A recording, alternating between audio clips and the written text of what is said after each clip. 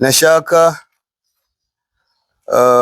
kwerekeza amashimo yanje y'umwihariko kuri nyakubahwa nyenicubahiro umukuru w'igihugu cacu ciza c'u Burundi General Major Evariste Ndayishimiye, bene umutambukanyi wiwe dukunze kwita mama Mugiraneza Angeline Ndayishimiye. Mu bihe bitoroshe byafashe umwanya, amafagitire yagiye aba aremereye cane.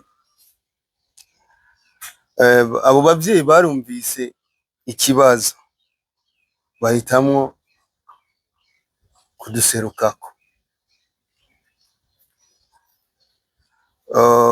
Biyemeje kuriha uburyo bwari busigaye kugira ngo bikunde bandeke nsohoke mu bitaro nanje ntahe mu rugo.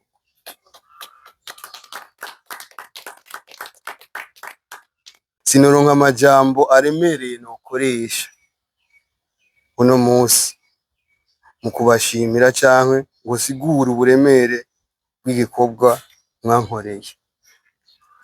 Gusa igikorwa canyu ntabwo cari ico kwishura fagitire gusa.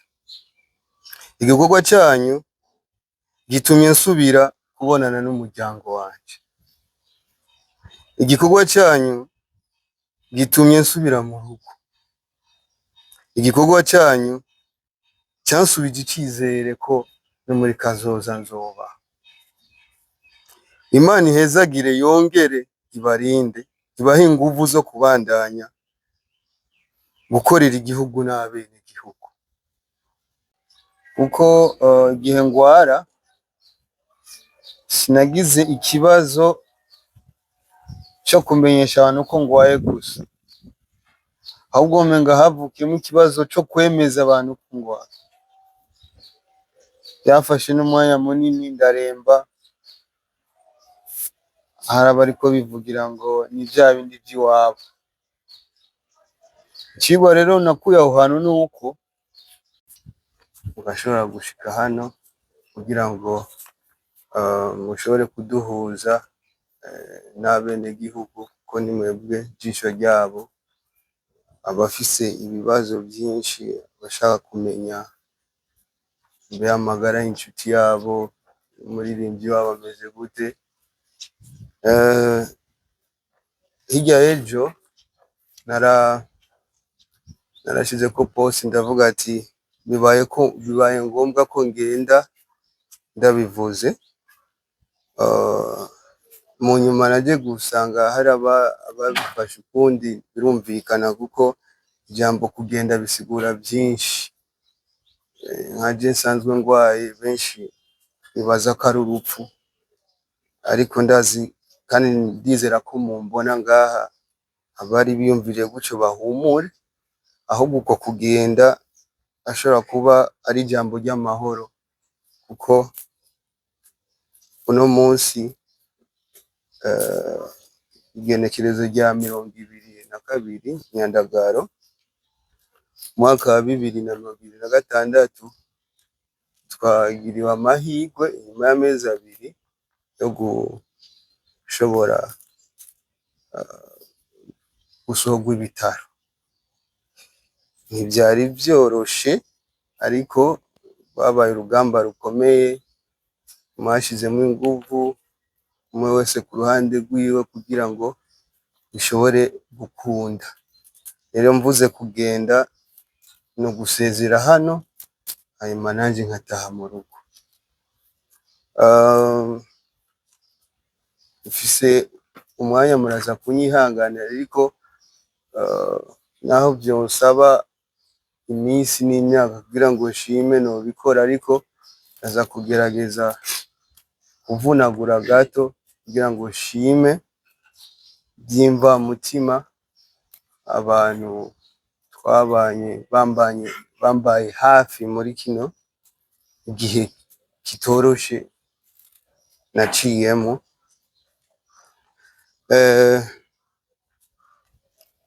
Bashingantahe, bapfasoni, bagenzi, bene wacu, bashiki bacu, tugire amagara meza no gufatana mu nda n'iterambere mu gihugu cacu.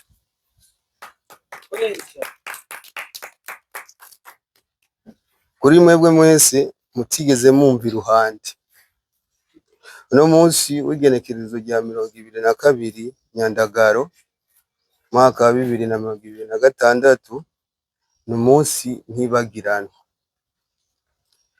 Inyuma y'amezi abiri ndi ku musego w'igitanda c'ibitaro, inyuma y'amezi abiri y'uburibwe, amezi abiri y'ubwoba, yo kwihebura rimwe na rimwe, gutakaza icizere, Imana mushobora byose yanteye iteka uno munsi ryo gusohoka ibi bitaro nanje nkaja mu rugo.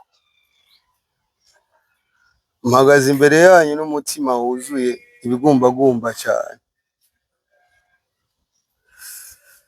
n'amashimwe menshi. Imbere ya byose ndashimira Imana mushobora byose, yampaye inguvu zo guca muri bino bihe bitoroshe, niwe yangumije ubuzima naho bitari byoroshe, igihe abana b'abantu batari bazi ico gukora, ariko Imana ntiyigeze intererana. Ndashobora kuvuga uno munsi ishize amanga mvuga nti gushika kuri uno munsi ni kubw'Imana. Imana yampaye ubuzima, si ibyo gusa, impa n'abantu badasanzwe muri no rugendo. Ku bantu bose bambaye hafi kuva mu ntango ya bino byago, yavuze nti mwarakoze. Muri mwebwe mwarungitse uburyo bw'amafaranga bivanye n'amikoro mufise, kuri mwebwe mwantabarije, kuri mwebwe mwansengeye, no kuri namwe mwangendeye,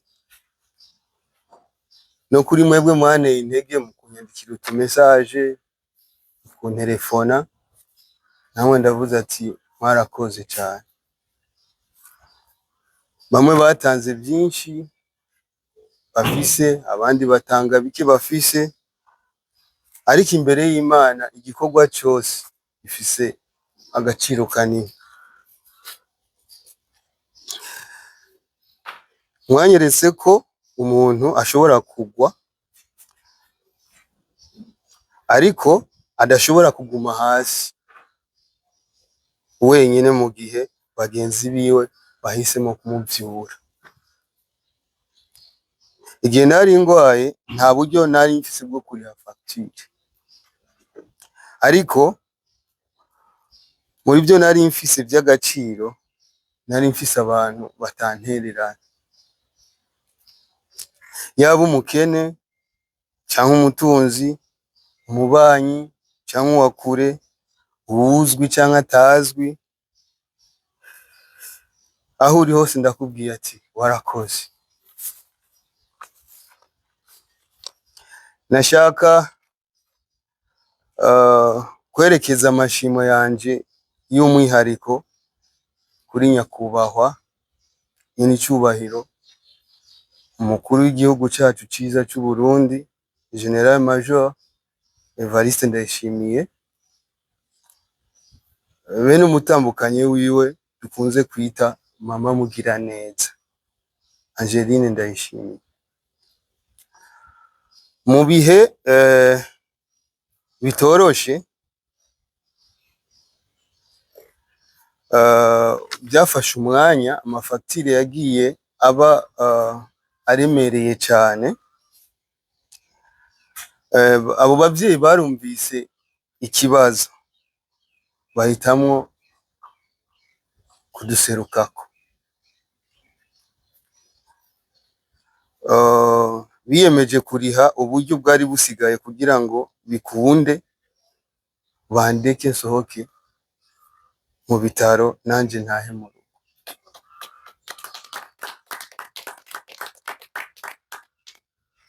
nyakubahwa perezida n'umutambukanyi wanyu, sinoronka amajambo aremereye nokoresha uno munsi mu kubashimira canke ngo sigure uburemere bw'igikorwa mwankoreye. Gusa igikorwa canyu ntabwo cari ico kwishura facture gusa. Igikorwa canyu gitumye nsubira kubonana n'umuryango wanje.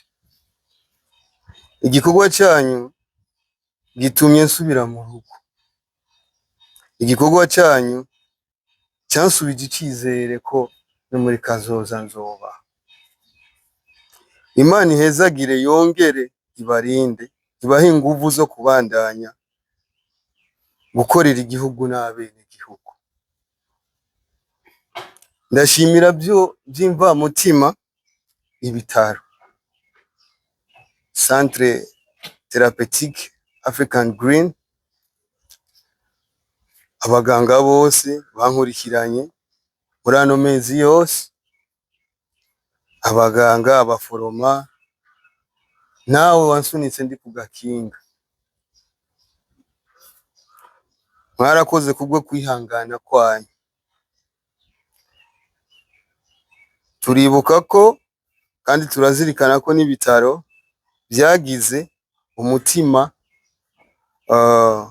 wo gufasha mu buryo, aho badutezuriye kuri facture kuva mu ntango y'imiliyoni 3 z'amafaranga y'amarundi kuri facture. Nabo twobakomera amashyi.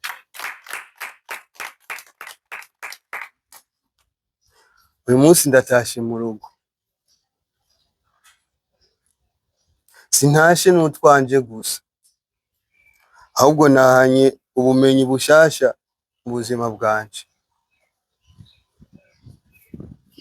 Ndatahuye ko ingwara ishobora kuguca intege z'umubiri, ariko urukundo rw'abandi rushobora kuguha imbaraga zo kubandanya.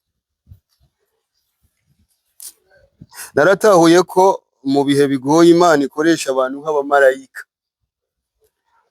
baza kwishura ibibazo uburimo. Ikindi natahuye nuko ubuzima ari impano y'Imana. Kuri mwese mwamfashije no mu mugongo muri ino bihe, ndabasaba ikintu kimwe gusa: kubandanya munsengera. Urugamba rw'ubuvuzi rushobora kuba rufashe iyindi ntambwe ishimishije, ariko haracyari urundi rugendo rwo kwisuganya no kwiyubaka bushasha. Sinzokwibagira ibyo mwankoreye, n'ubu mubandanya no kunkorera. Kubampaye amafaranga, merci. Kubampaye umwanya, merci. Kubansengeye, merci. Kubizeye ko nzokira, merci. Kubiyumvira ko ntazoshika uno munsi nabo, nimundabe, ndi muzima.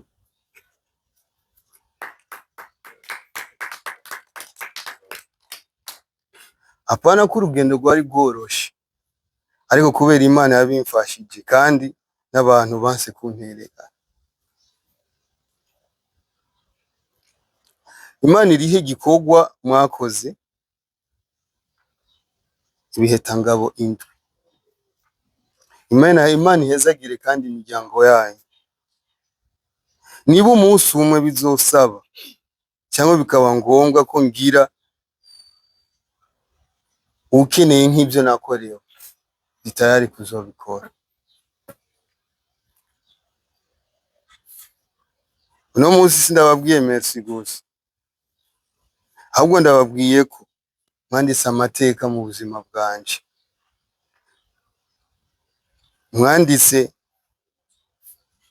Mwanditswe mu kurokora ubuzima bwanje.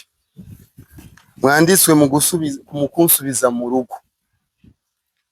Imana ibahezagire, ihezagire n'igihugu cyacu ciza cy'u Burundi. Murakoze.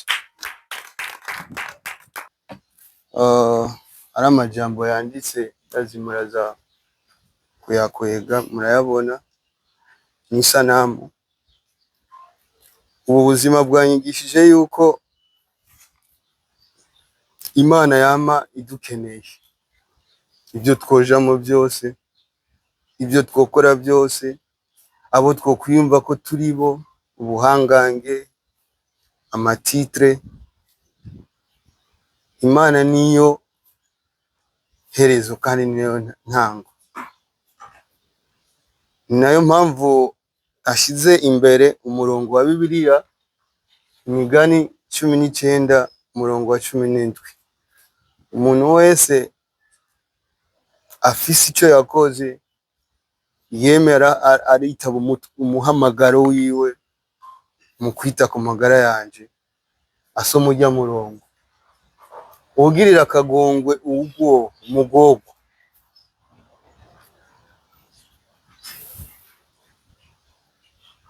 abaguranye Uhoraho kandi ukugira neza kwiwe azobimwishura. Rero umuntu wese afise icyo yakoze yumve ko yaguranye Uhoraho kandi Uhoraho azobimusubiza. Ndafise témoignage naronse uwo munsi, narashoboye no gukorora amosozi, nariko ndaribwa cyane, ariko hari umuntu yanyandikiye kwanza message. Sinzi impamvu iyo message nayibonye muri message nyinshi zariko ziraza, ngira hariho impamvu. Aranyandikira arambwira uwo muntu ati jewe ndi mw'iborero rikuru rya Bujumbura mu Mpimba. Imana yantumye, nta mahera mfise kuko nanje ubuzima bwahajya ndabuzi. Ndazi ko umuntu umuhaye 2,000 umuhaye kubaho iminsi 3, yandungikiye amahera 2,000 ambwira ati aya niyo mfise ariko uzuyifashisha. Icyo kintu cyarankozeho cyane, kumva umuntu afunzwe yari uwo gufashwa nawe ariko arafasha.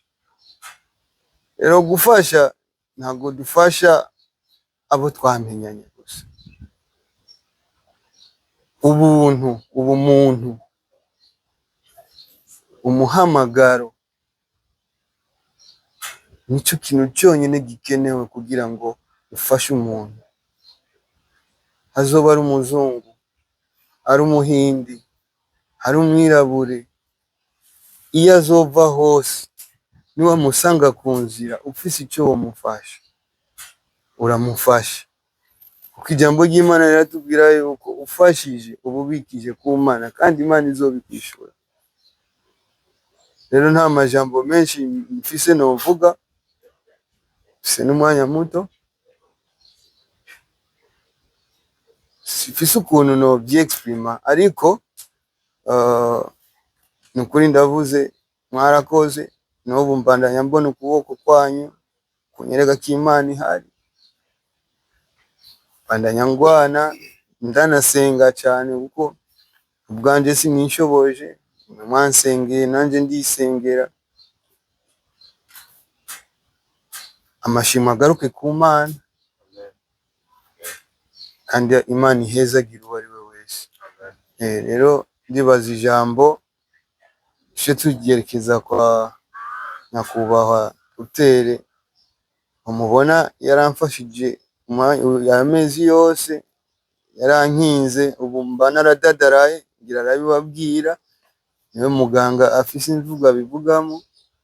Reka mbanze nshimire mwe mwaje hano no kugira mukore kino gikorwa cyo gutahana umuririmbyi wanyu ariwe Benturo. Birashimishije cyane kuba ushoboye gutahana umuntu muzima, hariho abadataha ari bazima. Haba habonetse uruhara rw'Imana niyo ya mbere, hagaca haboneka uruhara rwa muganga. amanze nshime cyane ko mwashoboye kwitaba kano kamo kugira muheze mwumve intahe yiwe anashime kubyo yagiye aravuga.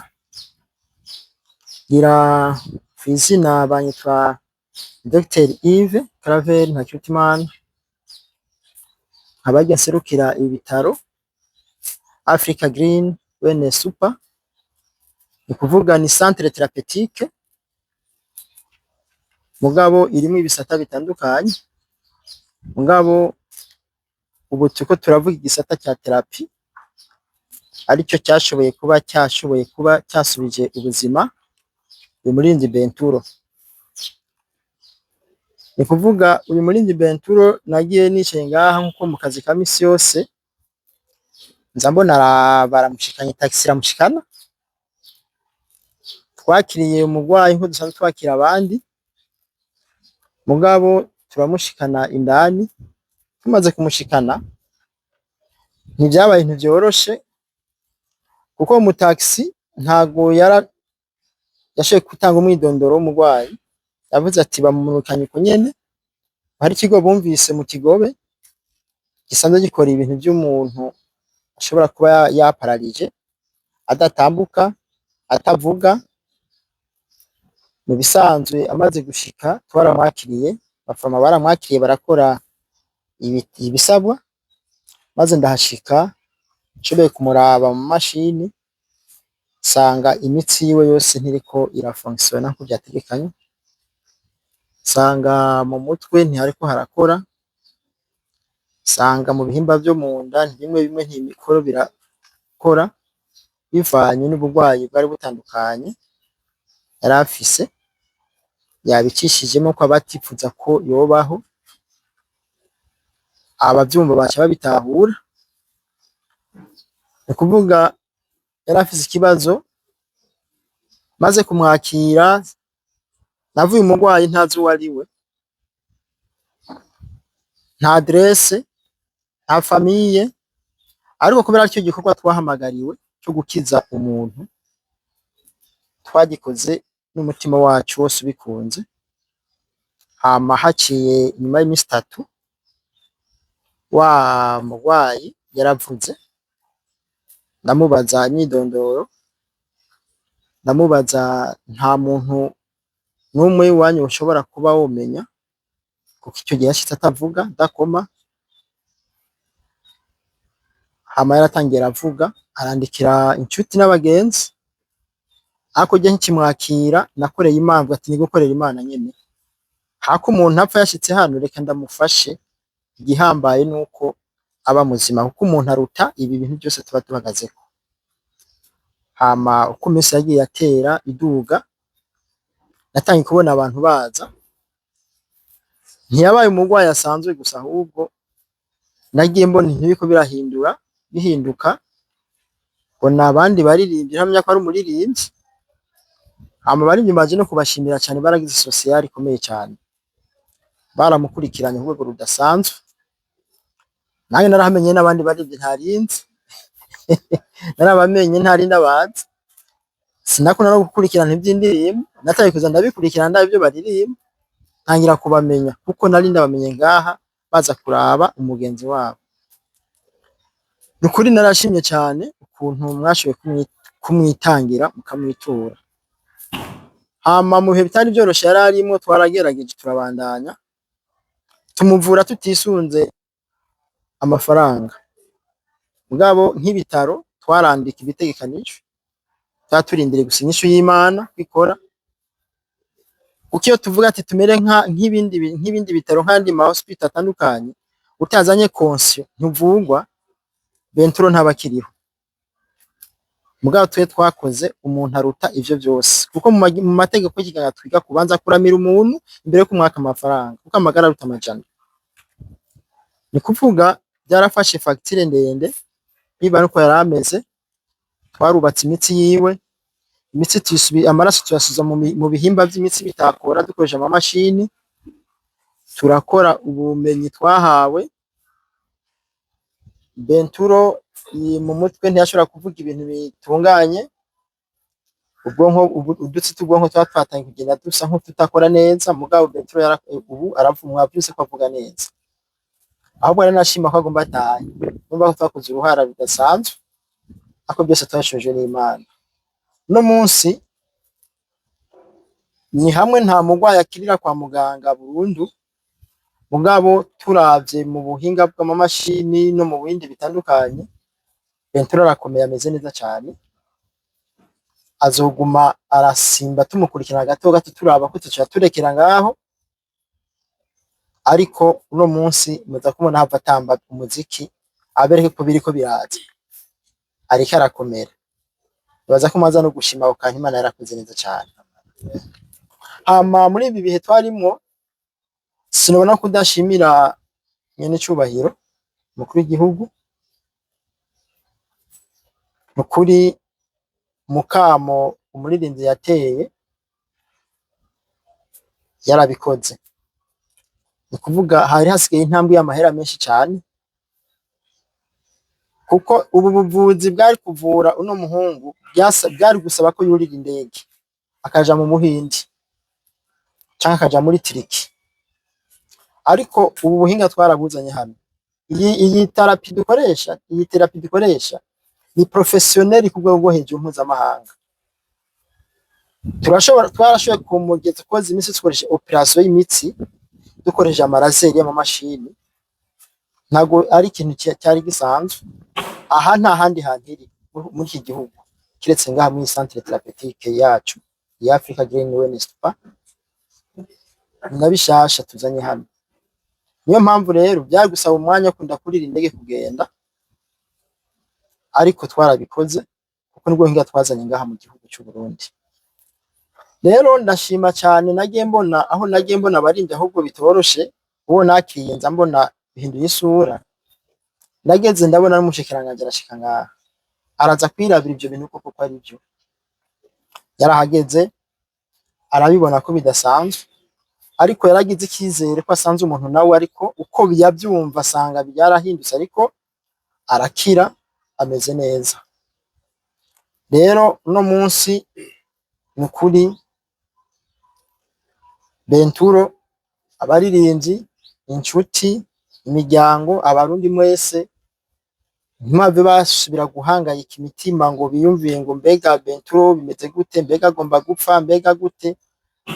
Uyu munsi agomba asubire ku murimo, ahubwo kandi yabonye ko abarundi bamukunda, abandanye umurimo cyane wo gushimira n'abarundi kandi ukomeye cyane.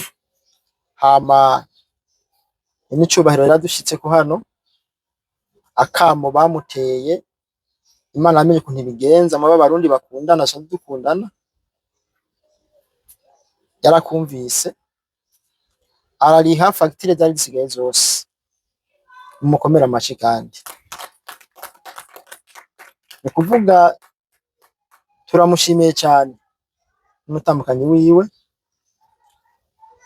kandi asubire kandi yongere yumve n'akandi kamo k'abandi, kuko arakunda abantu mu Burundi, ni umuvyeyi wacu dufise, yavyerekanye uno munsi ku muririmbyi muto. Ni kuvuga yuko nyene cubahiro akunda igihugu atisunze umuntu uwo ari we wese mu buto bwiwe cyangwa mu bunini, arinze yumva kamo igihe nanze ko umuririmbyi nta numwe amuzi, aba ari umuntu mutonya, mugabo urumva ko uno munsi nyene cubahiro akoze igikorwa kidasanzwe, aramusohoye ibitaro. Imana yamenye ukuntu ibigenza, arabikora. Reka tumushimire cyane, ndanamushimiye by'umwihariko byimva mutima, kuko sinabona uburyo bwose umuririmbyi ashobora kuronka iyi fagitire yose ngo ayirihe. Baragerageje, natwe turagerageza, mugabo urumva ko hari byari bisigaye kandi binini gusumba ibindi byose. Fagitire acarayiriha uno munsi, nta deni Benturo asigaje hano, kandi nta n'ikiciro kigira kabiri cyoba gihari kizoba gitwara andi mahera, kandi fagitire yose yarishwe irimwo ibisigaye azogumana aza gukoresha, yarishwe na Son Excellence, nta bindi. bizosubira gusabwa inyuma. Hariho imisi azoza araza hano basubiramo, mugabo byose birimwo nta kibazo. Kuvuga tubura kudashima ko ivyari biri intambamye kugira asohoke nko yabivuze vyaraye bikozwe byose.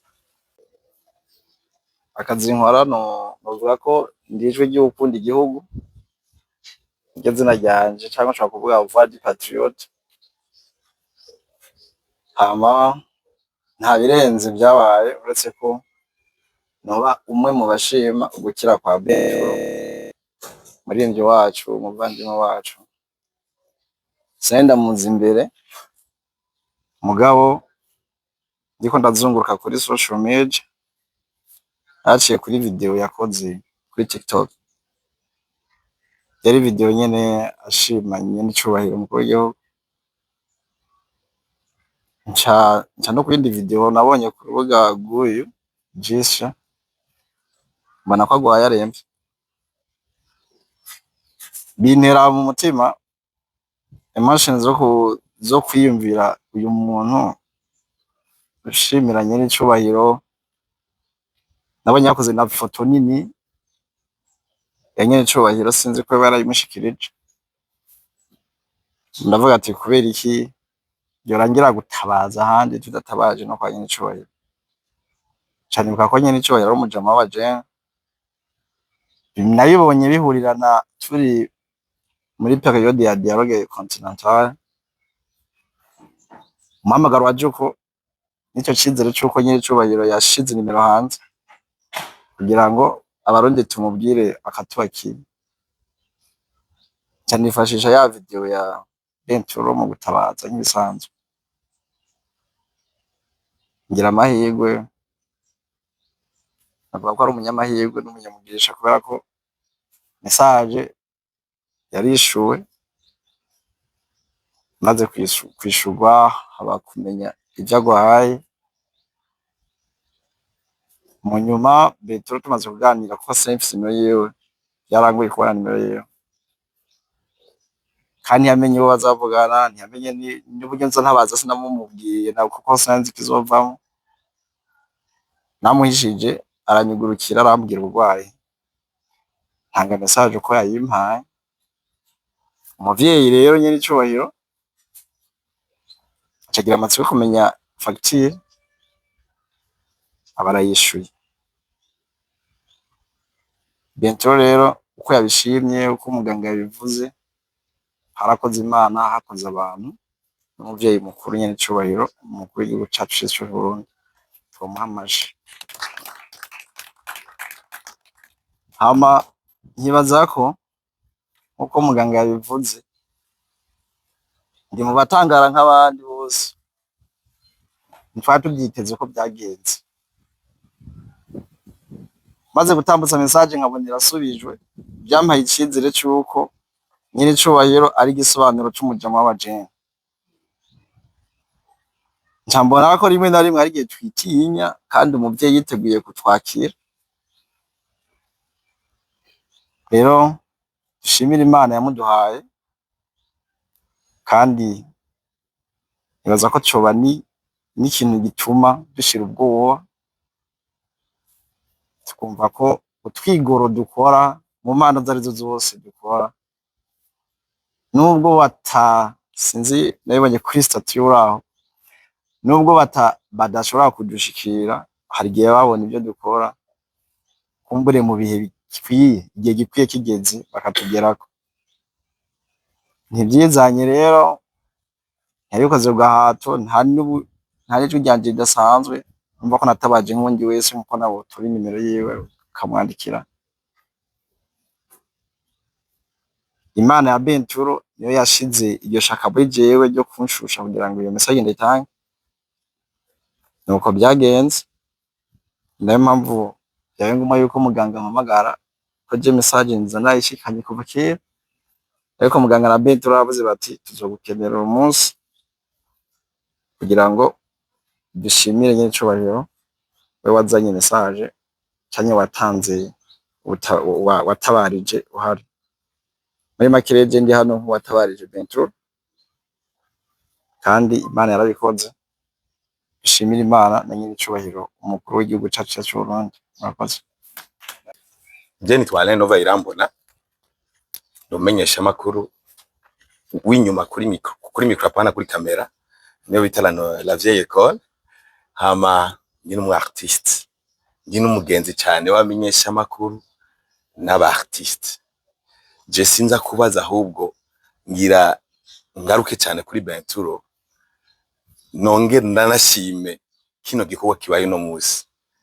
Nibaza ko Dr. arazi ko nama naje ngaha kenshi kwaje kwa plan.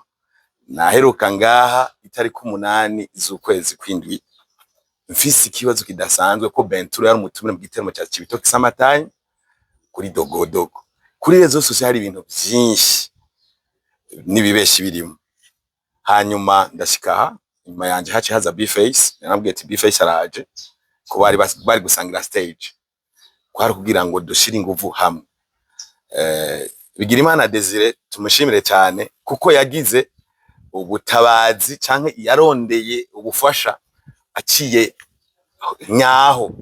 Habandi twari kuturambaza Imana, twari kuturabwira naba. Shitse rero ngaha Benturo hamaze nk'amasaha 3. Ivyo binavuga ngo amasozi y'umugabo atemba ajamo.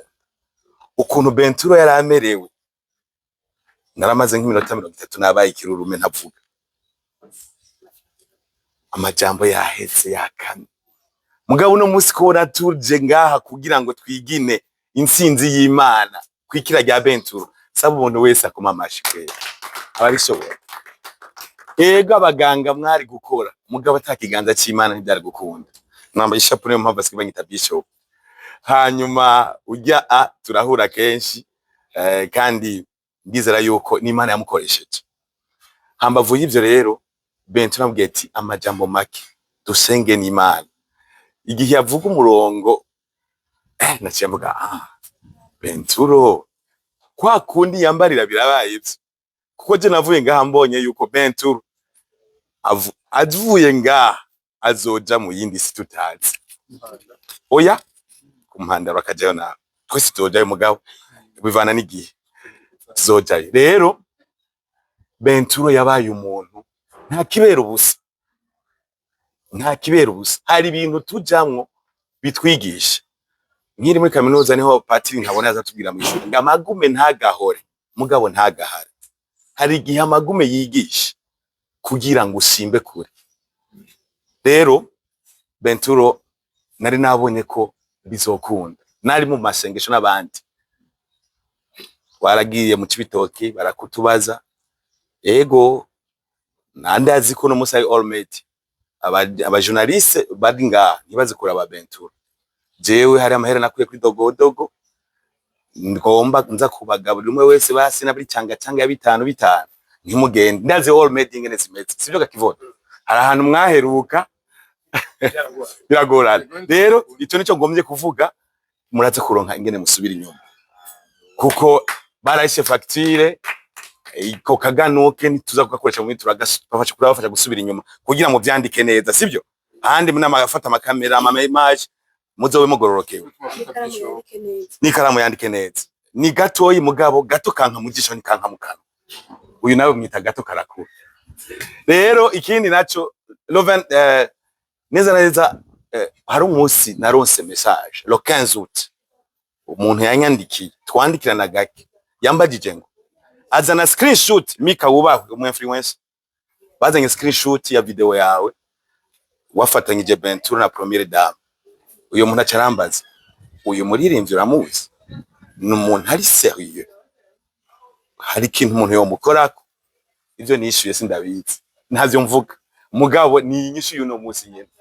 Bisigura ko Imana yakoresheje abantu benshi mu buryo bwinshi ku bwa Benturo. Benturo ibintu bikinisha tuko turaho imyaka ya bonus umuracho kuva ngaha ngo fye ngo yagiye byiza no kuja heza mwijuru. Kubw'ivyo rero dufise umujamo w'abajeune babivuze ntubisubirako mugabo n'umujamo w'abajeune bari ku murongo batumbereye bari ku murongo batajagaraye. Habaye akajagari muri desordre Imana nkora. Rero twige ko usaba Imana ko yodufasha kuja ku murongo kugira bazokwame batwitaho. Ndi n'amakenga yuko muri message canke ubutumwa nishuye Niyo nkavuga ati nyamara Benturo ni nanko nyene nakajagari nyene hari n'igihe Imana yagutangura karindira gatoyi isango ikazoshika itevye. Rero muri make twishimire je no gushima numva ndemurutse numva mpimbawe numva noshimira umuntu wari wese arabaganga arabasenzi araba artiste bakoze marimikaje ko ndazira bamuravye yavuze ko ari wo muri 2000 avuye mu mpimba ayo n'amahera menshi gose uvuye hariya bisigura ko rero jewe kwari gukenguka no gushima kandi nizera yuko nibindi nitwaguma tuja ku murongo tutajagaraye turafise inyishu ko turafise abantu batwumva batwitaho batuzikana murakoze. Twa Fulgence Mika nkuko abantu benshi babizi byo nkora ndumwanditsi nkuna makuru ku mbuga hwaniro ariko kandi mbere ya byose Imana hejuru kuyishimira ariko kandi nkanamukeza Benturo ndamwibutsa yuko gusenga biri mu bintu bitugize kandi akwiye gushira imbere gusumbya buri kintu cyose yaba afise akora mu buzima bwiwe. Gikurikira no gushimira abubahwa His Excellency General Neva Evariste Ndayishimiye niwe mukuru w'igihugu cyacu cyiza cy'u Burundi akaba na chairman cyangwa chairperson wa African Union. Hanyuma tubashimira cyane n'ukuri kubona message barose baragize icyo bayikorako iri novuga nti nibakwe ikaba n'igikorwa kidasanzwe kitwereka yuko tutari twenyene mu gisata cy'imyidagaduro. Ikibazo cyanje rero kuri Benturo siki wanje ni cy'abantu bantumye kuko jewe umuntu iyo afise ikintu kimugoye kenshi sinkunda kumubaza ibintu nico bantumye bantumye bati Benturo ibihe warumazemwe iminsi ibihe warubayemwo mu bitaro n'umubano warufitanye n'abandi bagenzi bawe byakwigishije iki ni ubuhe butumwa wobahereza. Ku ruhande rw'iwanje benshi nuko nashobora kubishira hanze baranyandikira bakambwira bati ibi bintu muri ko muraduza gutya ko tumenyereye abaririmbyi bakora amabase kenshi bimeze gute je nkamuha ubutumwa once ati wewe umuravye uyu muntu ubona ibyo ubibona nk'imikino ikagenda uko ikibazo nico ibisigaye uraze kubabwira abagenzi bacu ariko vraiment ndagufelicite Imana iragukunda ukomere cyane ko twabanyura bizi sibyo nje kuvuga hano ariko inzira yuko Imana yakoze ibirenze ibyo twari twiteze kandi gifise intumbero kuko igihe ngwara sinagize ikibazo cyo kumenyesha abantu ko ngwaye gusa ahubwo menga havukiyemo ikibazo cyo kwemeza abantu ko ngwaye byafashe n'umwanya munini ndaremba haraba ariko bivugira ngo ni bya bindi by'iwabo. Ikigwa rero nakuye aho hantu nuko mu gikintu cyose wakoze mu buzima kiragira ingaruka nziza cyangwa mbi, ariko ingaruka nabonye mbi nuko rimwe na rimwe ari ibintu umuntu agenda akora agatakaza icyizere mu bantu kuko hajya ngo intimenya niyo ntinegura kandi umupfu n'inubukira.